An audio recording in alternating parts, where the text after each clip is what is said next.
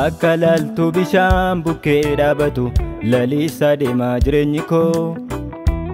Gaadinuu maareffamaa bula akka joobiraattumni koo.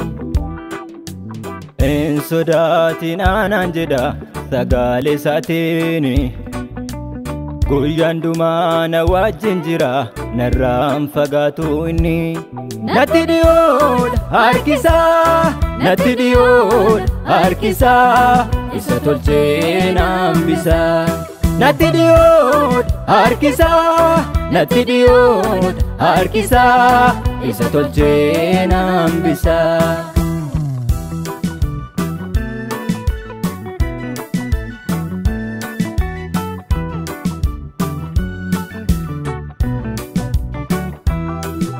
Karaan barbaadu isa kaaraanii, waa biraan fedhu isa keessa jireenyi. Dhugoonfadheera fayyina koo, kabajameera Yesuus ulfinni koo. Karaan barbaadu isa kaaraanii, waa biraan fedhu isa keessa jireenyi.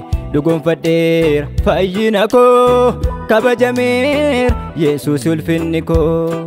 Natti dhiyoodha harkisaa, natti dhiyoodha harkisaa, isa tolchee na hambisaa. Natti dhiyoodha harkisaa, natti dhiyoodha harkisaa, isa tolchee na hambisaa.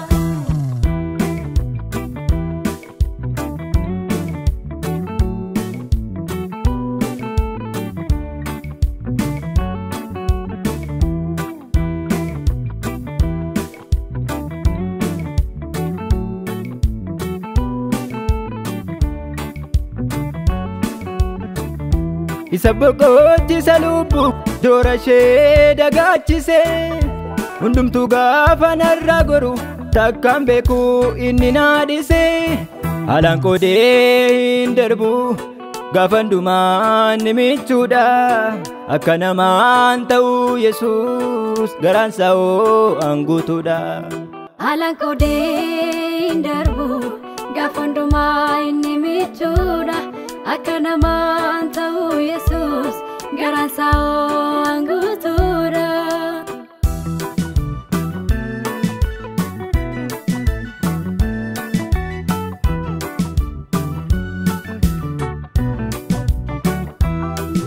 Takkoo isee qabbaneessaa jagan kutuu jaalalli namaa. Jaalallee dhugaan Yesuusii kan abdatamu barandumaa. Humtuu isaan daangessu yeroo argachuu yemmuu dhabisaa. Yoomuu kanaaf daatamu du'as darbee kan jiru isaa. Abbaan gafa jaalalaa kan isaa ta'uutu hundarra caalaa. Kanaanii lafa laalanii hin ulfaatu satti michoomanii. Hin jiraatu satti michoomanii, hin ulfaatu satti michoomanii. Akka laltuu bishaan bukkee dhaabatu lalisaa deemaa jireenyi koo. Gaadinuu maareffamaa bula akka joobiraattumni koo. En sodaatin aanaan jedha sagalee isaatiin. Guyyaan dhumaa na wajjin jira narraan fagaatu inni.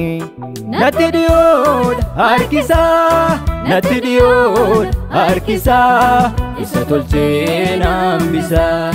Natti dhiyoodha harkisaa, natti dhiyoodha harkisaa, isa tolchee na hambisaa.